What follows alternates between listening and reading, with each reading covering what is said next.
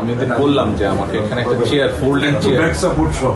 Yes, ওই যে folding chair থাকে যে বাসের মধ্যে, ঠিক ওই চেয়ারটাই মাইক্রো বাসে থাকে না, ফোল্ডিং চেয়ার, ওই যে ড্রাইভারের সিটের পাশে, ওরকম একটা লাগিয়েছে আছে। না, জেট ল্যাগের সমস্যা হচ্ছে না, আমার সমস্যা হচ্ছে পেইন।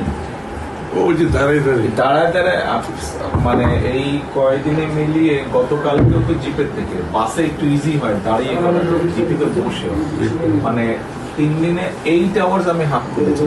আমরা হিসাব করতেছি, আমি তো একটা বাসায় গিয়ে বুঝবো। আমরা আরেকটা ঝামেলা হচ্ছে আপনার, সেটা হলো সেই পরিমাণ অলমোস্ট পুরো শোল্ডার কিছুক্ষণ পরে আরেক আনন্দ পায় না, এক পায়ে উচ্চারণ ছিল না, এক পায়ে উঁচা নিচা, তাতে হয়েছে কি আবার হ্যাঁ হাঁটুতে দেখলাম ব্যথা। এটা আমি ফিল করছি বলে যে এই এক পায়ে তো মানে হাঁটুতে ব্যথা, হাঁটুতে পরে ব্যথা করছে। যাক, এগুলো ঠিক হয়ে যাবে। আপনার ওখানে একটা জেট ল্যাগটা পাবেন না।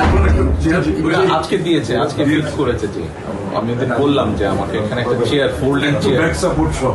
ইয়েস, ওই যে ফোল্ডিং চেয়ার থাকে যে বাসের মধ্যে, ঠিক ওই চেয়ারটাই মাইক্রো বাসে থাকে না, ফোল্ডিং চেয়ার, ওই যে ড্রাইভারের সিটের পাশে, ওরকম একটা লাগিয়েছে আছে।